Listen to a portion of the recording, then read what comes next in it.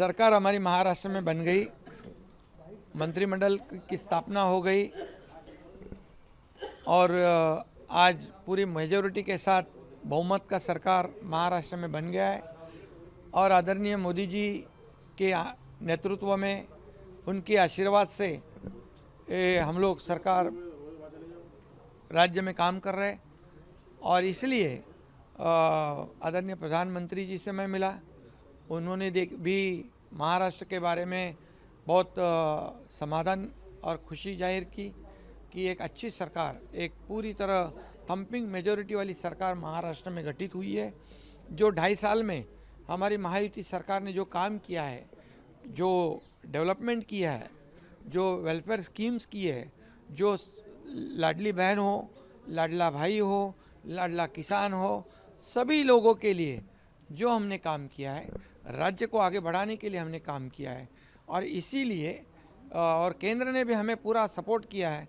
केंद्र ने, आदरणीय प्रधानमंत्री जी ने, आदरणीय गृह मंत्री जी, सहकार मंत्री, उन्होंने भी सहकार क्षेत्र के लिए काफ़ी योगदान दिया हुआ है और इसके बदौलत इस महाराष्ट्र में बड़ी जीत हासिल हुई है। और इसलिए आज मैं उनको मिलने आया था, उनसे मुलाकात करने आया था। उनकी मुलाकात हुई, उनसे महाराष्ट्र के आगे के लिए, फ्यूचर के लिए, विकास के लिए बातचीत हुई।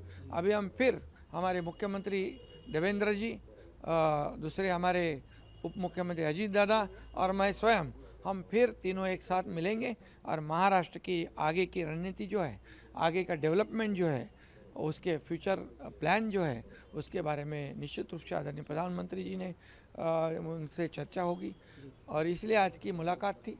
हम प्रधानमंत्री जी से, गृह मंत्री जी से, आदरणीय JP नड्डा जी जो आरोग्य मंत्री है, उन्होंने भी कई बातें बताई है महाराष्ट्र के आरोग्य के बारे में, क्योंकि हेल्थ, एजुकेशन और डेवलपमेंट, इंफ्रास्ट्रक्चर, ये सभी जितने भी डिपार्टमेंट है, इसमें काफ़ी पोटेंशियल है, इंडस्ट्री है।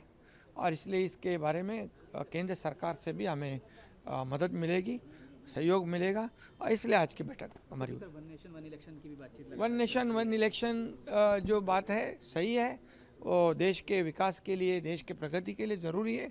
अभी लोकसभा का चुनाव होता है तभी कोड ऑफ कंडक्ट लग जाता है, विधानसभा का चुनाव होता है आचार संहिता लग जाती है, उसके बाद लोकल बॉडीज़ की चुनाव होता है आचार संहिता लग जाती है, काम ठप हो जाते, डेवलपमेंट बंद हो जाता है, रुक जाता है, पूरी मशीनरी उसमें काम लगती है। गवर्नमेंट के कितने पैसे, लाखों करोड़ों रुपए जो पब्लिक के पैसे उसमें खर्च हो जाते और डेवलपमेंट को रुकावट डेवलपमेंट में हो जाती है। अगर वन नेशन वन इलेक्शन होता है तो देश का विकास होगा, प्रगति होगी और इसका फायदा लोगों को होगा। सर ईवीएम का भी जिक्र जरूर करती है, आप कांग्रेस लगातार करती है। ईवीएम क्या, जब हारते हैं तो ईवीएम के ऊपर ये करते हैं, जब हारते हैं तो इलेक्शन कमीशन को गाली देते हैं, जब हारते हैं तो कोर्ट को, सुप्रीम कोर्ट को गाली देते हैं, हाई कोर्ट को गाली देते हैं, और जीतते हैं तो बोलते हैं यंत्रणा अच्छी है। जब कर्नाटक में जीत गए तो यंत्रणा अच्छी है, लोकसभा में जीत गए तब ईवीएम अच्छा था, झारखंड में जीत गए तब ईवीएम अच्छा था।